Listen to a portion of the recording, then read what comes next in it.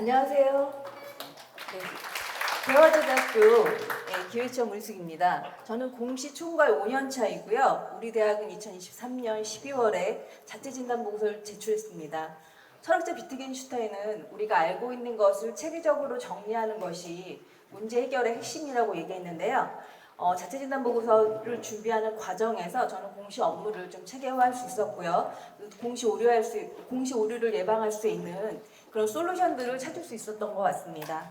예, 아까 말씀드렸다시피 저희는 대학 소개, 그다음 정보 공시 운영, 자료 활용, 그다음에 자체진단 보고서 작성에 대해서 말씀드리겠습니다. 우선 저희 대학의 대학 소개를 좀 드릴게요. 보시는 자료처럼 저희 대학은 서울 종로구 선촌에 위치해 있습니다. 재학생 수 2,741명의 소규모 사립대학이고요. 학과 수는 33개고 공학계열 6개, 예체능 계열 2개, 그리고 인문사회 계열 14개, 자연과학계 11개로 구성되어 있습니다. 한복문화 콘텐츠과와 조리학과 등을 주축으로 K컬처 역량으로 특성화를 하고 있고요. 그리고 대학의 주요 지표 화면 아래에서 보시는 바처럼 신입생 충원율은 22년에 99.9%, 2023년에 100%, 재학생 충원율은 2022년 98.1%, 23년 93.0%고요. 전임 교원 확보율은 63.33%이고요. 연평균 등록금은 633만 원이고요. 신입생 경쟁률은 7.7대 1입니다. 지금부터는 이제 공시 운영에 대해서 말씀드리도록 할게요. 정보 공시 업무 수행을 위해서는 정말 그 공시 원자료를 추출하고 보관하는 데 있어서 전산 시스템 구축 정도가 굉장히 중요한 역할을 하고 있습니다. 다른 학교도 마찬가지이시겠지만 저희 학교도 화면에서 보시는 바와 같이 웹 기반 포털 시스템을 통해서 주요 자료를 운영 관리하고 있습니다. 시스템의 학습 서비스에서 교육 통계와 연계된 정원 내 학생 현황 등의 원자료를 바로 다운로드할 수 있거든요. 그래서 이와 같이 전산 시스템이 공시 통계에 친화적으로 구축되어 있어야 할 것 같습니다. 그리고 저희 2024년 기준으로 공시 항목 103개 중에서 90.3%가 학내 포털 시스템, 홈페이지, 클라우드 기반으로 해서 안정적으로 운영되고 있습니다. 이제 공시 준비하는 거에 대해서 좀 말씀을 드릴 건데 다른 학교들도 잘 하고 계시겠지만 저희가 그 대학 정보공시 업무 자료를 이제 게시를 하잖아요. 그래서 게시하기 전에 여러 가지 준비를 하고 있는데 이 장표를 보시면 저희 이제 시스템에서 포털 시스템에서 게시판에 기획처에 대학 정보공시 업무 참고 자료를 탑재를 합니다. 그래서 그 자료를 보시면 여기 내용을 보시면 박스에도 있지만 대학 정보공시 업무 매뉴얼, 그다음에 또 체크리스트, 그리고 체크리스트 작성하시는 방법이랑 감점되는 예시라든가 그다음에 입력 시스템 사용자 매뉴얼 이런 것들을 이제 수록을 해 놓았고요. 그리고 붉은색 박스에서 표시한 것과 같이 지침서랑 수시공시 운영 안내 매뉴얼 같은 경우에는 공시센터에서 별도로 자료를 다시 다운받아서 현행화하고 있다는 거 말씀드립니다. 다음 장 보시겠습니다. 작년에 사실은 이제 그 자체진단 보고서 준비하면서 매뉴얼을 이렇게 좀 작성을 했는데요. 여기 보시면 그 내용이 어떤 것들이 있는지 좀 참고를 하실 수 있을 것 같습니다. 공시 업무에 이제 관련된 규정이라든가 조직 구성, 그리고 또 이제 담당 현황의 업무 개요, 그리고 총괄 담당자와 항목 담당자의 업무 매뉴얼 내용을 담고 있고요. 내용 보시면 총괄 담당자 업무 세부 내용으로는 담당자 신규 등록하는 방법, 그리고 사용자 승인과 권한 부여, 그리고 정기 수시 오류, 정보 처리 업무와 외부 모니터링단 결과 처리 업무에 관해서 수록을 했고요. 그리고 항목 담당자 업무 매뉴얼에는 입력 시스템, 또 간접 입력 업무, 그리고 체크리스트와 메모 작성 업무, 오류 정보 처리 업무를 담고 있습니다. 오른쪽 예시 이제 화면 보시면 항목 담당자 업무 매뉴얼 중에서 간접 입력 재연계 요청하는 거 내용인데요. 이런 그 프로세스랑 입력 시스템에서 처리하는 방법들이 작성되어 있어서 저희 항상 이렇게 업로드 되어 있기 때문에 누구든지 그리고 또 이제 뭐 준비하시는 분들이 바로 찾아보실 수 있게 준비되어 있다라는 거 말씀드립니다. 다음 장도 이제 그 공시를 준비하기 위한 내용인데요. 항목 담당 현황이랑 또 이제 신규 사용자 등록을 위해서 정개 공시가 시작되기 전인 3월 달에 저희는 업무 협조전을 발송하고 있는데요. 왼쪽 업무 협조전을 보시면 협조사항으로 항목 담당 현황을 확인을 하고 또 이제 변경 사항이 이제 있을 수 있잖아요. 뭐 보직 다른 부서로 이동하시거나 이럴 경우에는 이제 회신을 요청을 합니다. 그리고 이제 공시 입력 시스템 내에서 항목 담당자인 입력자, 확인자 정보를 업데이트 하시도록 요청하고 있고요. 업데이트 할 수 있는 경로를 표시해서 해당자가 쉽게 정보에 액세스할 수 있도록 하고 있습니다. 그리고 이제 부서 변경 발령 등으로 신규 사용자 또한 이 시기에 사용자 등록을 하시게끔 안내하고 있습니다. 부침 자료 이제 옆쪽에 보시면 오른쪽 이미지죠. 예, 항목 담당자 변경은 유색으로 이제 표시를 해서 용이하게 확인할 수 있도록 알 수 있도록 그렇게 진행을 하고 있습니다. 다음 장 보실게요. 예. 저희가 3월, 6월, 9월에 외부 모니터링 유의사항에 대해서 업무 협조전은 이제 부서랑 학과 쪽에다가 발송을 하고 있습니다. 뿐만 아니라 저희는 이제 보직교수 회의라든가 첫 실단장 회의 시에도 각별히 좀 주의를 요한다라고 안내를 하고 있는데요. 업무 협조전 내용에서 보시는 것처럼 허위 과정 강구 적발 시에 이제 양정주기 내에서 중대 벌점이 부과되는 점을 이제 강조하고 있고요. 그리고 또 이제 외부 모니터링단으로 지적이 된 경우가 있거든요. 저희도 이제 2023년에 있었는데 특정 학과가 그 내용들이 예를 들어서 취업률이라든가 졸업생 취업률이라든가 이런 항목이라든가 내용을 쓰실 때 학과에는 별 생각 없이 쓰시거든요. 그래서 예를 들어서 기준일을 남기지 않고 이제 작성을 하셔서 작성 근거에 대해서 이제 써주셔야 되는데 그런 것들을 미처 써주시지 않으면 이제 이렇게 외부 모니터링단으로부터 적발이 될 수 있어요. 지적이 될 수 있어요. 그러면 이제 그런 것들을 잘 하실 수 있도록 예시를 이제 적어서 학과 홈페이지도 이제 살펴보시고 내용도 살펴보시고 거의 학과 홈페이지에서 많이 지적이 되기 때문에 그런 내용들을 살펴보시라고 안내를 드리고 있고요. 그리고 허위 과정 광고성 정보를 정정하시라고 또 이제 삭제 조치하라고 사전에 소명서 제출하지 않도록 하기 위해서 이렇게 준비를 하고 있다는 거 보여드립니다. 다음에는 이제 모두 다 하고 계신 업무인데요. 월별 공시 할 때 저희가 공시센터로부터 이제 수신한 공문 등을 자료를 기반으로 해서요.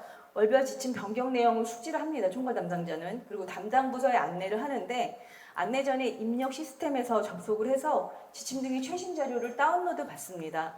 그리고 이제 저희 대학 같은 경우에는 항목 담당 부서로부터 입력 완료자, 확인 완료자, 그리고 이제 부서장 서명을 한 입력 완료 시스템, 입력 완료 확인서를 하드 카피로 받고 있습니다. 총괄 담당자는 그러고 나면 이제 입력 자료를 검토를 하고 최종 확인 및 총장 직인이 날인된 공문을 제출함으로써 월별 공시를 마치고 있고요. 그리고 수시 공시의 경우에는 항목 담당자가 수시 항목 게시판에 접수를 하시는데 개정 발생 후 30일 이내에 공시해야 함을 잊는 경우가 있습니다. 그래서 이를 방지하기 위해서는 매월 초나 매월 말에 총괄 담당자가 수시 공시할 사항이 있는지에 대한 것들을 좀 메일로 보내주셔서 그분들이 잊지 않게 하시는 게 되게 중요한 포인트인 것 같습니다. 그리고 총괄 담당자는 수시 항목이 이제 오픈이 되었다는 문자랑 이제 메일을 센터로부터 받거든요. 그러면 저희가 항목 담당자에게 해당 내용을 공유를 합니다. 그리고 월별 공시와 같이 동일하게 입력 완료 확인서 제출받고 최종 확인을 하고요. 시스템에서 그다음에 문서로 보고를 드리고 있습니다. 다음에는 이제 저희가 이제 월별 공시를 실제로 할 때 안내와 처리하는 방법인데요.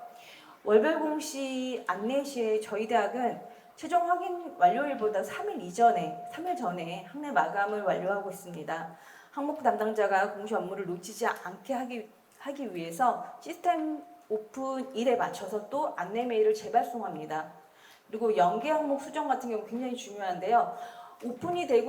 시스템이 오픈이 되고 나면 당연히 메일도 발송을 하지만 또 이제 선생님들이 일이 바쁘시다 보니까 잊으시는 경우들이 있을 수 있어서 요청을 좀 만약에 문제가 없는지 연계된 사항이 문제가 없는지에 대해서 확인을 좀 하시라고 전화를 직접 드리거든요. 그래서 전화 드려서 문제가 없는지 그리고 연계된 항목이 바르게 잘 되어 있는지를 좀 확인하는 거 이것도 이제 총괄 담당자로서 굉장히 중요한 업무인 것 같습니다.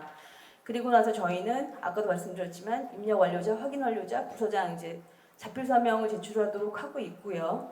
그렇게 해서 항목 공시 사항에 대해서 해당 부서가 서로 공유할 수 있도록 그렇게 하고 있습니다. 다음은 이제 전년 대비 증감 확인 부분인데요. 전년 대비 증감 확인 같은 경우에는 입력 기간 내에만 작성을 하실 수 있잖아요. 그래서 반드시 그 기간 내에 좀 확인을 하셔야 되는 부분인데, 항목 담당자뿐만 아니라 총괄 담당자 같은 경우에도 그 확인 이상치를 좀 증감 확인 이상치를 검토해야 하는 부분이 있습니다. 이제 화면 예시에서 보시면 붉은색 박스에서 보실 수 있는 것처럼 직전 연도에 자료를 살펴보는 것뿐만 아니라 당해년도 자료 중에서도 타 학과 대비해서 참여자가 너무 적다. 그러면 이런 거에 대해서는 저희가 이제 혹시 이게 오류가 아닐까? 아니면 이제 뭐 그런 것들을 좀 고민을 해볼 필요가 있고요. 그래서 이거를 이제 항목 담당자에게도 전화 통화를 해서 전년 대비 증감 사유를 놓칠 수가 있으니 이런 그런 것들을 이제 물어보는 경우가 있고요. 그리고 또 이제 해당 학과에도 전화를 해서 내용이 왜 이렇게 이제 다른 학과 대비해서 작은지 뭐 이런 여러 가지 것들을 확인을 하고 있다라는 거 말씀드립니다. 다음은 이건 너무나 중요하게 생각하는 메모 작성인데요. 근데 사실은 항목 담당자 선생님들은 메모 작성에 대해서 그렇게 중요하게 생각하지 않으실 수도 있거든요. 근데 이제 총괄 담당자 입장에서는 이 부분이 굉장히 중요합니다.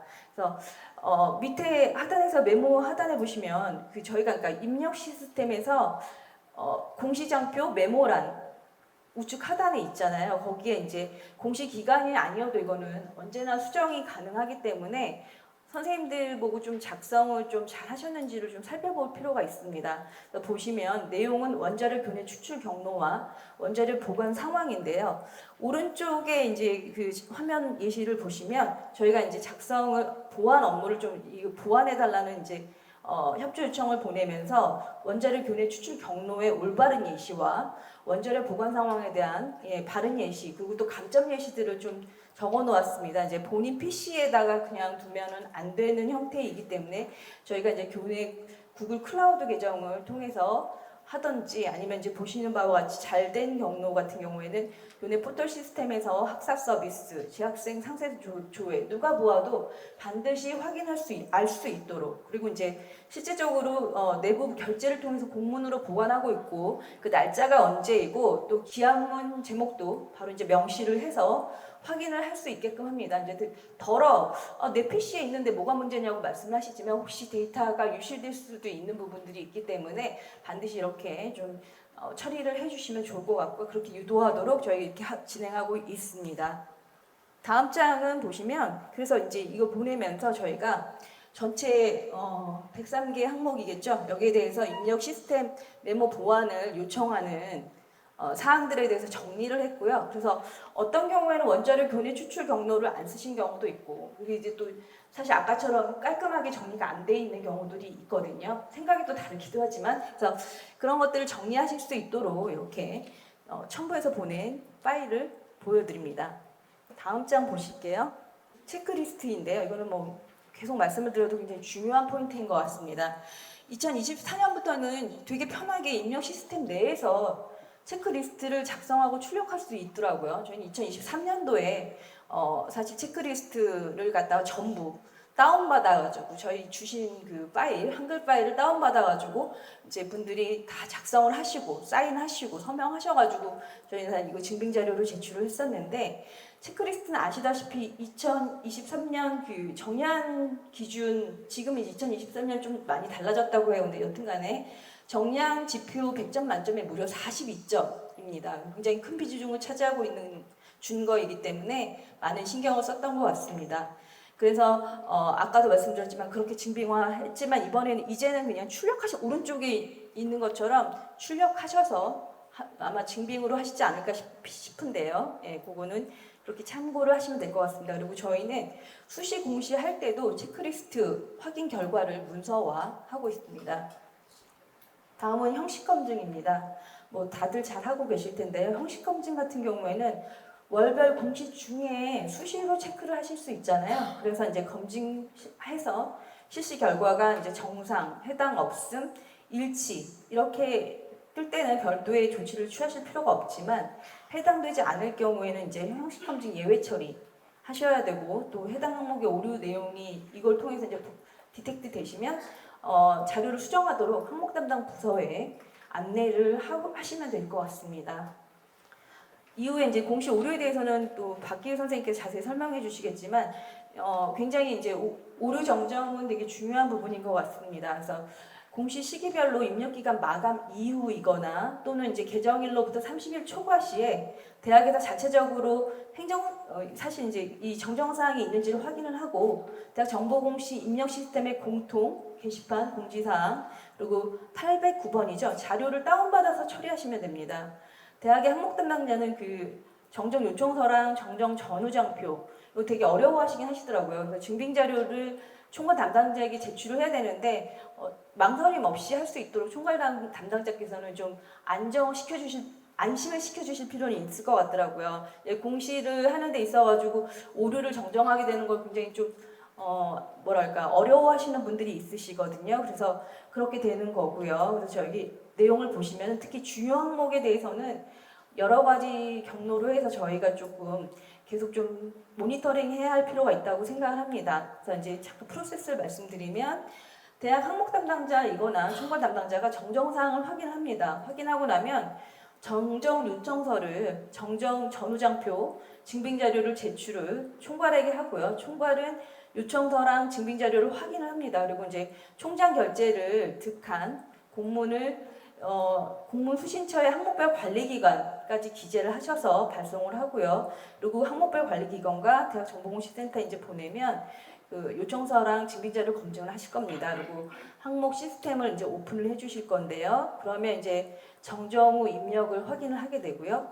그리고 나서 이제 최종 확인하게 됩니다. 이렇게 해서 공시 오류에 대한 것들은 마치게 되겠습니다.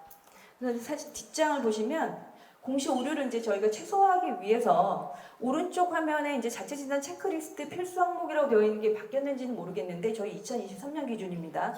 16개가 있는데요. 이 항목에 대해서는 저희가 굉장히 철저히 확인을 요청을 합니다. 그래서 왼쪽 예시는 정기 공시가 끝난 항목 중에서 중요 항목에 대해서, 그러니까 4월 달에 공시를 하신 거죠.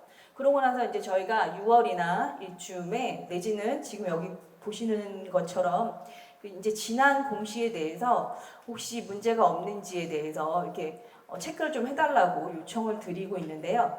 자체진단 정량평가 중에서 예전에 항목기간 그 교육 참석하면 0.5점이었거든요. 근데 이번에 이제는 항목기간 교육 참석하시는 거는 너무 어려워들 하셔서 그거는 이제 안 해도 된다라고 제가 아까 조금 전에 선생님한테 들었는데 여튼 그 자료 정합성 평가를 하는 이 체크리스트 같은 경우 필수 항목이 한 개당 2점입니다. 그래서 필수 항목 16개가 32점이고요. 그리고 자율선택 항목으로 한 개당 1점을 해서 총 10점의 높은 배점을 갖고 있어서 전체 42점이니까 굉장히 높죠. 근데 저희 같은 경우에는 그 필수 항목이 아닌 그냥 항목에 대해서도 전체 다 체크리스트, 그러니까 체크리스트를 요하는 항목에 대해서는 전부 다 받고 있습니다. 다음 장은 이제 저희가 이제 자체 교육을 실시할 때도 그렇고 이메일로 항목 담당자에게 공시 내용을 검토하시고 정정해야 될 내용이 있으면 정말 망설이지 마시고 즉각 저한테 얘기를 이제 하시라고 말씀을 드리거든요. 자체 정정을 하게 되면 저희가 1건당 3점의 벌점만 부과되잖아요.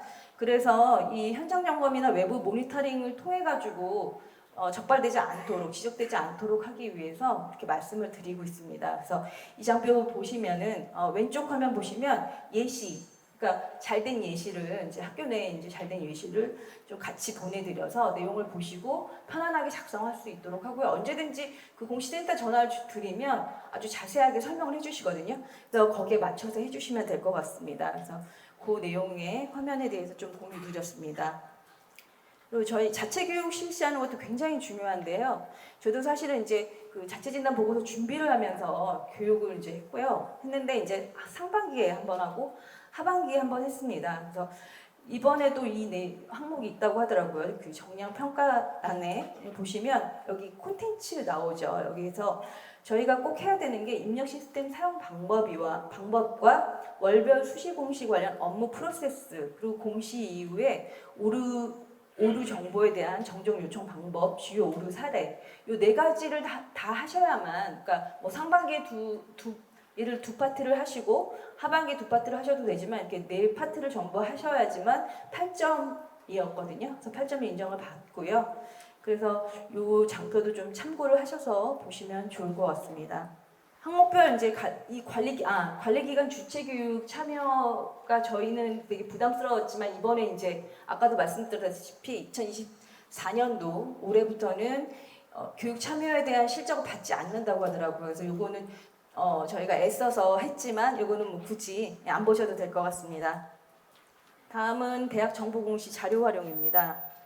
이번에도 그 재정 지원 사업 이제 평가 지표에 저희 이제 정보공시 항목들은 굉장히 중요하고 지표들을 볼 수 있는데 대학의 공시 자료는 대학 자체 평가라든가 정부 재정 지원 사업 평가 지표 그리고 대학의 중장기 발전 계획 수립할 때도 중요한 자료로 활용도 되게 높습니다. 그래서 이번 장표 보시면 혁신 지원 사업 저희 연차 평가 다들 받으셨잖아요. 거기서 정량 자료로 유지 충원율을 이제 시뮬레이션 한 건데요. 그래서 42개 대학, 저희는 수도권이기 때문에 수도권 대학에 대해서 정리를 이렇게 해서 총장님께 보고를 드리고 있습니다.